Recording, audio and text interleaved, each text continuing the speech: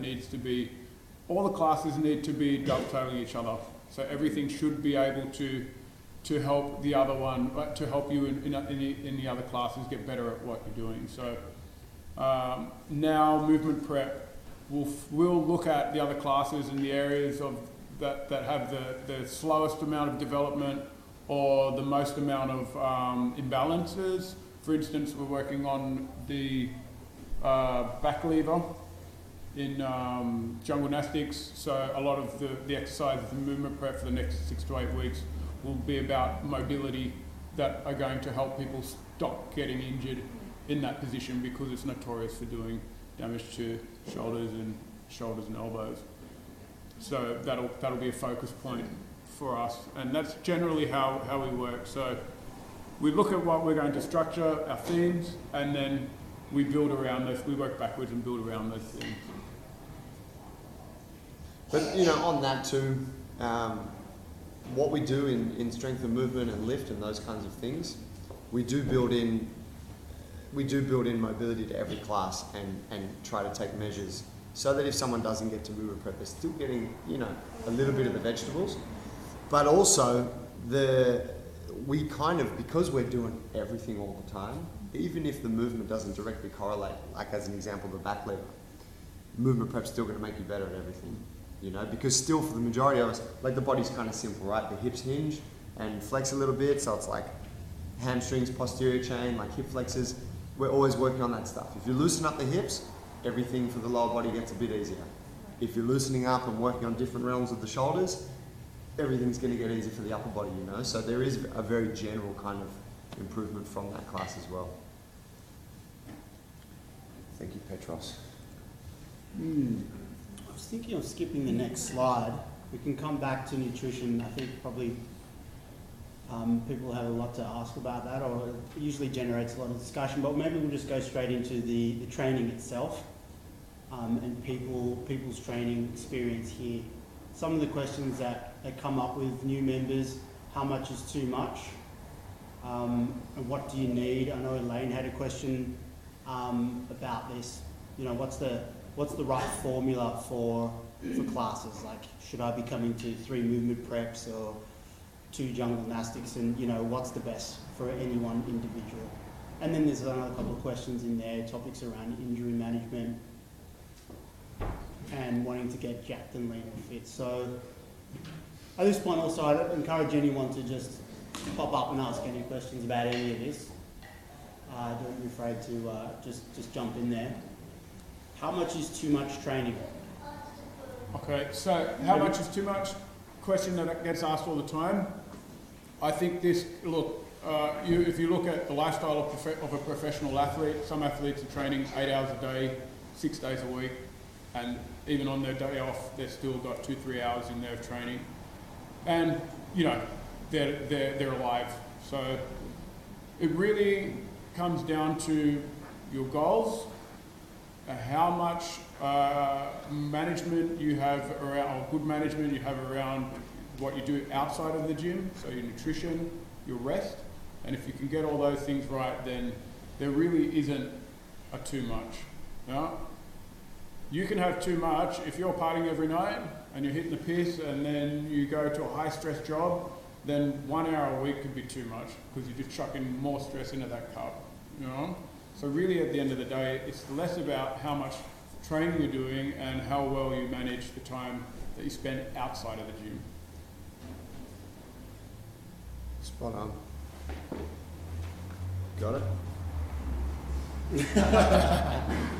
Which comes in well to the next part. What do you need, right? There's a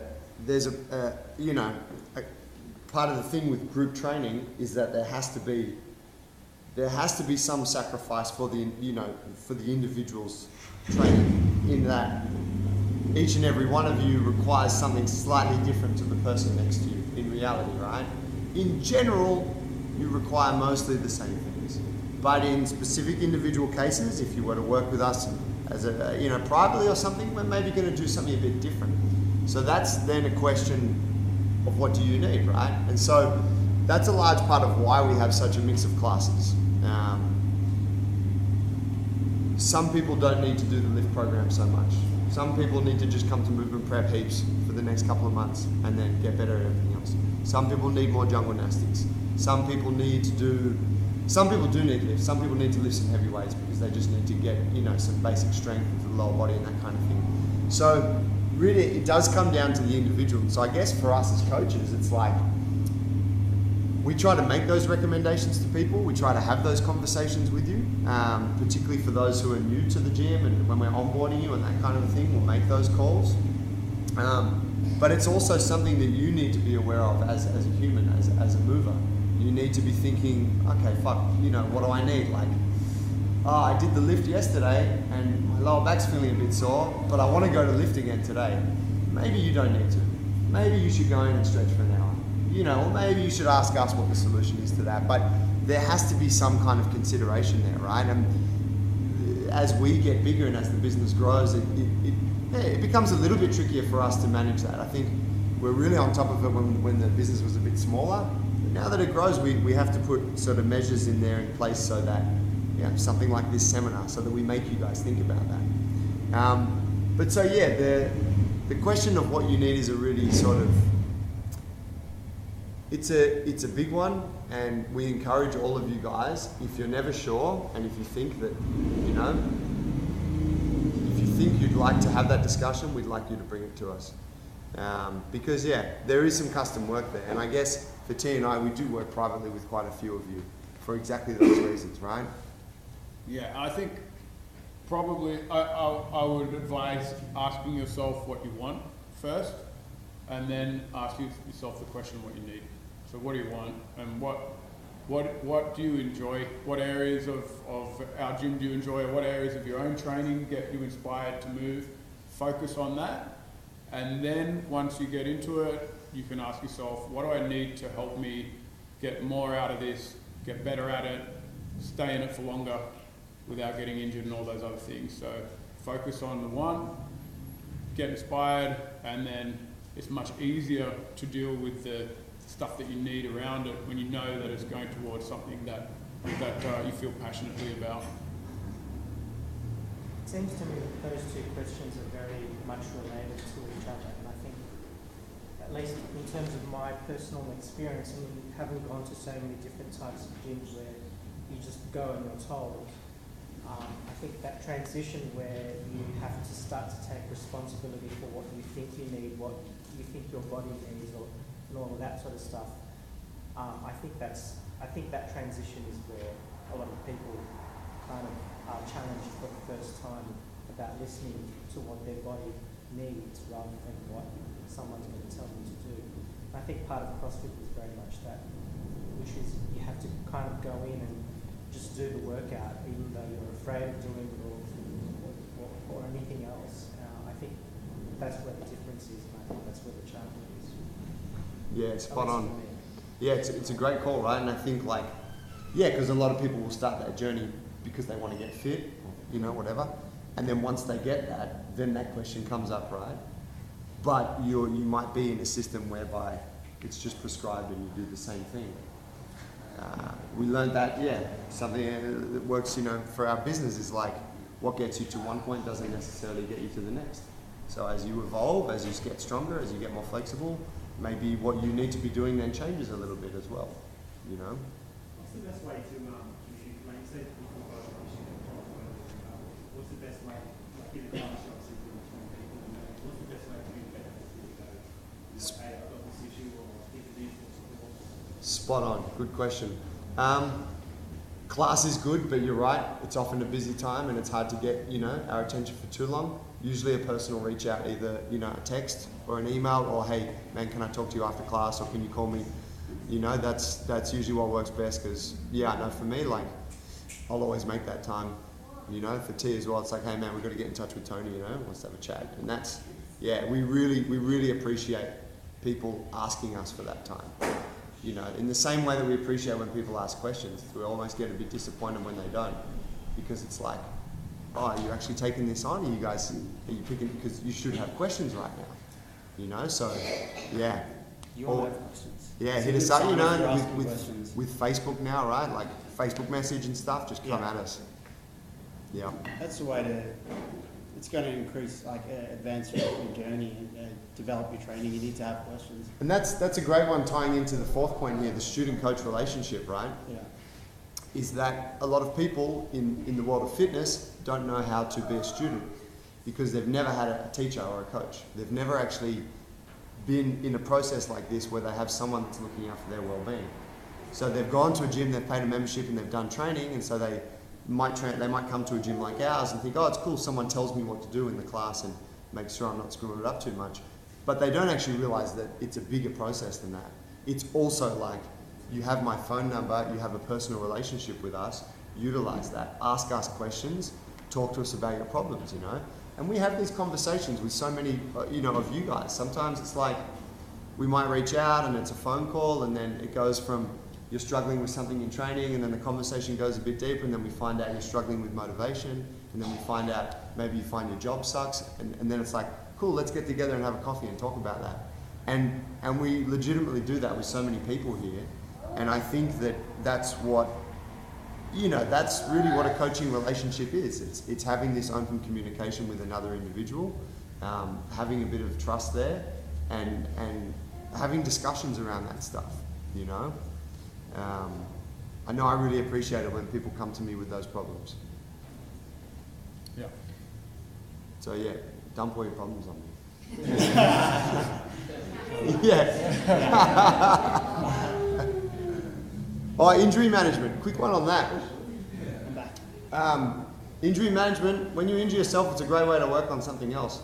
I chopped a little bit of my finger off last Sunday. So like the upside of that is that this week I've done heaps of lower body work, and so my lower body mobility is the best it's been for a long time. My front splits is coming along, and I'm squatting pretty heavy, which I haven't done in a while. So it's like injuries happen, right? Whether it comes from training or it comes from your life or it comes from an unfortunate accident with a chef's knife, they're going to pop up, and it has to happen. If you're not experimenting with your body and training in a way and exposing it to new things, and you're not getting little niggles and little sort of roadblocks here and there, then you're probably not really researching hard enough. There has to be some scratches and bumps along the way. But it's also really important that you know how to manage that. So again, like what Tony asked, it's like, that's what we're there for. If you have something with the knee, let us know. If you come to a class, it's like, it's not feeling too good, guys, what do you think? We'll talk to you about it and we'll find a way around it. There's probably not one person in here that doesn't have some kind of injury at the moment that we don't know about. And we've had a conversation with almost all of you about it. Should you stop training when you have an injury? Generally not. Should you change the nature of the training? Generally yes. You know, doesn't mean you should not use the area, but you should be mindful of it, and maybe you should use it a bit differently, or perhaps with a little bit less weight or something like that. Thoughts there? Yeah, I like to use a process of elimination to find out what caused the injury in the first place, and just to be safe, stay away from that movement for a little while. It doesn't have to be long, a couple of weeks, a week. If it was from jumping or deadlifting, the last thing you want to do is go out the next day and deadlift. If you got it on the mat and had a roll and you pulled your neck, you don't want to get back on the mats the next day. It's not going to fix it. You can't work through it. You've got to rehabilitate, get it stronger, and then reintegrate the activity that did it in the first place like a dial. Yeah? So if it is a deadlift that you injured yourself on, you stay away from it for a little bit, you do your rehabilitation work to get that area stronger, try and not necessarily isolate the area, but make sure you get to a point where there's no inflammation and all the rest of it, and then you start to reintegrate that movement pattern with a much less weight, and then slowly work your way back up again. Yes? Jen? But I find that when I train, and you probably realise this more than anyone, we did our PT together for a few months, I always ask, what's this doing for me? And I find that extremely motivating for me if you tell me what the movements are for. Yeah. Is that something you can do a little bit more of, or do you just rely on us asking? Yeah, I can talk about that kind of stuff all day. I think sometimes for some people that bores them, you know, so we kind of wait for people to wait for people to ask usually. if someone's inquisitive and they really want to know, then we're happy to sit down and talk